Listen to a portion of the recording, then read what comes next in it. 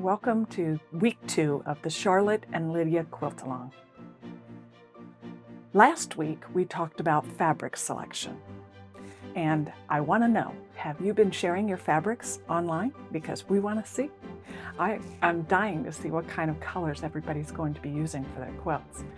When you share online, please add in the text somewhere hashtag Charlotte Lydia QAL. That will help everybody find the relevant posts, the posts that have to do with this quilt along.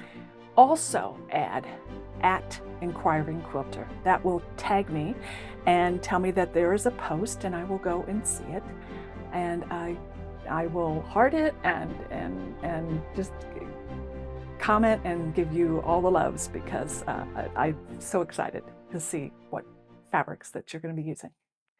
So remember to do those two things when you share online.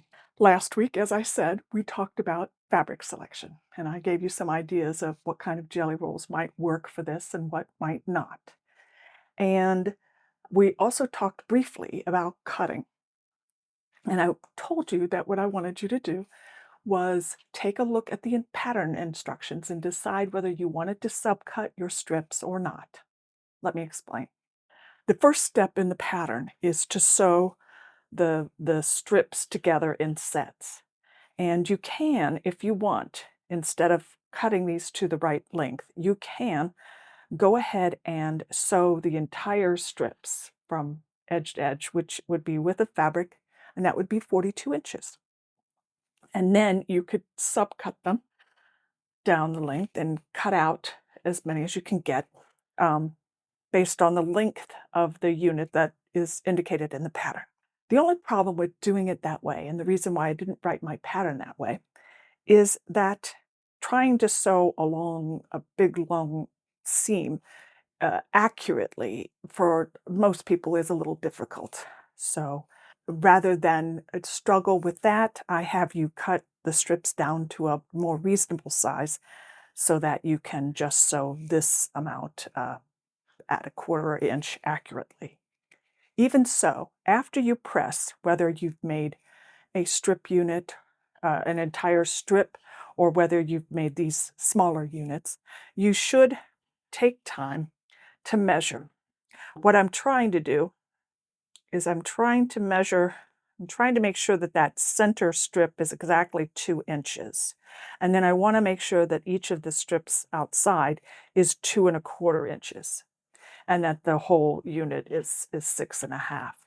If it is not sewn correctly, then try pressing it again. Sometimes that fixes it, or sometimes you may need to resew. So do that before going on.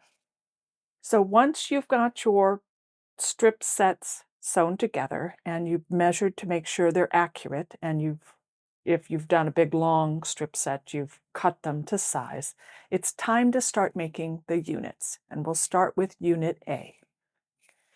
First thing you need to do is take your background square, and you're going to mark a diagonal on it. Now, just do it like that.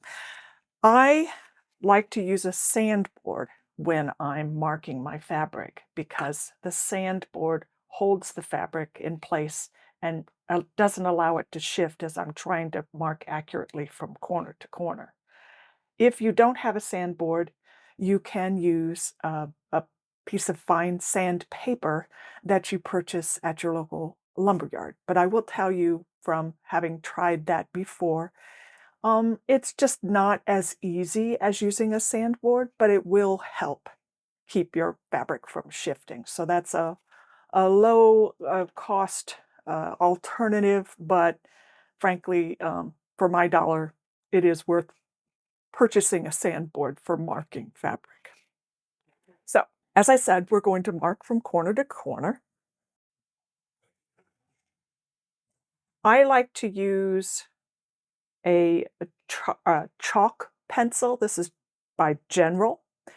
And the reason I like to use that is because I don't have to worry about whether it will leave a mark in my fabric or not. It's just chalk, so it will either brush off or wash out. I also don't like to add chemicals to my fabrics, my quilts, so I don't use any of the fancier pens that like erase by themselves or erase with a spritz of water or whatever. I just use good old standard chalk. After you've marked from corner to corner, you then need to mark a 1/2 inch away from that line. So just place your 1/2 inch mark on your ruler on the line you just drew, and then mark another line. So that's a 1/2 inch away. Once you have that marked, you take your square and you place it on your strip set. You need to make sure you place it in the proper direction, so take a look at the pattern, it will help you. It's got a visual, but basically, you want the diagonal to go this direction. You also want this secondary line to be closer to the corner than the diagonal line from corner to corner. If it's placed this direction, for example, so that the second line is a little further away than the middle line, when you go to press it back, to flip the corner back, it won't be able to reach. So make sure you don't waste your time by sewing them all wrong. Place it so that it's in this direction and that this secondary line is closer to the corner. Then you sew on both lines. So I've sewn on both of the lines that I marked. Then what I need to do is cut it apart by using a 1/4 inch seam allowance. You can just cut down the center between these two sewn lines if you want, but I typically go ahead and measure so that I have a 1/4 inch seam allowance over here and over here. Then you go ahead and press. This over here is your bonus half square triangle, and we'll get to that in just a minute. But right now, you want to press nice. If I typically press open, but if you don't, then I would press towards this triangle, the background. That seems to be the way it wants to go, and doing that will help you have a nice square unit when you're done. So do that, and then you take another marked square and you place it so that the diagonal, the middle line, is going the same direction as the first one. Then you also double check this second line is closer to the corner than the middle line. Then you go ahead and sew on both of those, and you do the same thing. You cut between the lines where you've sewn, and then you press back. When you're done, your unit A will look like this, and you'll have 2 bonus half square triangles, one from up here and one from down there. As far as pressing, again, I pressed towards the background square, or you can press open. Now, what to do with these half square triangles? Well, first of all, the pattern does tell you to make sure that you press, measure, and trim this unit to be the correct size. So look at the pattern to find out what size you need to make unit A. Then, with these half square triangles, you'll want to trim them to size. So you can press them and then square them up, or let me show you a trick. If you want, simply trim them to size using an ordinary ruler. And the trick for squaring them up to the size indicated in the pattern is to use the 45-degree line on your ruler and lay it on the seam.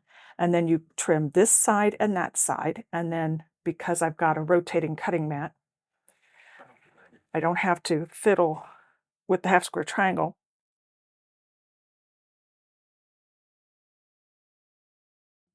After I trim 2 sides, you lay your 45-degree line on the untrimmed half square triangle, and you trim 2 sides. And this is where the rotating cutting mat is great, because I don't have to lift my hand or shift. There. I don't have to shift anything or whatever. It's and I don't endanger myself by trying to cut like that. Then you turn it around. These are the trim side, the freshly cut sides. And now I will trim it exactly to the right size listed in the pattern by laying that 45-degree line on the diagonal. And I'm just going to trim whatever happens to be excess. There won't be a lot, but there'll be enough. So there, that's one way of trimming up the half square triangle. Now the tip that I wanted to give you involves a ruler called the Quilt in a Day Square Up Ruler. To use it, you are going to trim before you press. And I simply take the line marked on the ruler for the size I'm trying to trim to, and I put that line on my seam allowance. And I use this center line. I center it on my point. And notice there's just a little bit that I need to trim off, not too much, but make sure I've got that exactly right. Okay. I'm going to trim that side and then trim the other side. And then when I press, get that out of the way, when I press this open, it will be the correct side, and I've trimmed all 4 sides by only making 2 cuts. So that's why I like using the Quilt in a Day Square Up Ruler. I also like my rotating cutting mat when trimming up half square triangles. Now, we just finished our Unit A, and now we need to make Unit B. It's the same process. You're going to mark a square with 2 lines. You're going to sew on both of those lines. You're going to cut it apart to create the bonus half square triangle up here. And then you're going to press back to create your unit. The difference is here is Unit A, and so for Unit B, we're going the other direction.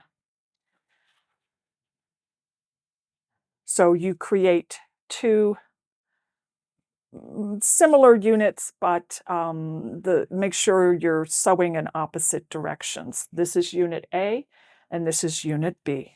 You make the pink sets and sew on the flip corners and create your bonus half square triangles. And you're going to need to make 15 Unit A's. And then you need to make 15 Unit B's. And you could probably guess next week when we create our blocks, we're going to sew those together. So 15 Unit A's, Unit 1A's, and 15 Unit 1B, which are the pink. Then you repeat this same process with the blue color sets, creating a Unit 2A and a Unit 2B. 2 indicates that this is the second color. And you're going to need to make 10 of these, Unit 2A, and 10 of Unit 2B. Then you go on to your third color,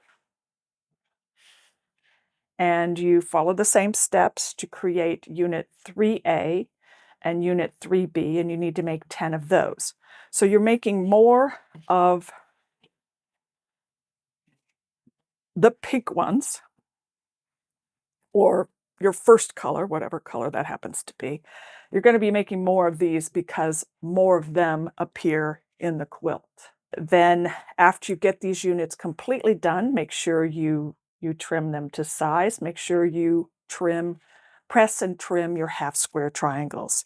And that is this week's assignment, to make 15 Unit A's, Unit 1A's, and 15 Unit 1B's, 10 Unit 2A's, and 10 Unit 2B's, and 10 Unit 3A's, and 10 Unit 3B's. So that will set us up nicely for making the blocks next time. And next week, as I said, we'll learn how to combine these into blocks. Meanwhile, as you're making your fabric set strips and as you're creating your Unit A's and your Unit B's, share that progress on social media. Again, with the same hashtags, pound Charlotte Lydia QAL and at Inquiring Quilter. That will tag me so I get to see your post. And I know this is a lot to do this particular week, but there will be a lot of time built at the end of the quilt along where you can catch up. But just make at least a few so that I can show you my tips for putting the blocks together. If you have not yet joined us for the quilt along, it's not too late. You can you can save on the Charlotte quilt pattern by signing up for my special quilt along newsletter. The newsletter will remind you that there's a new video up. So every week you'll get a reminder that this video is up. And then also the newsletter will give you the code that you need to have a discount on the Charlotte pattern.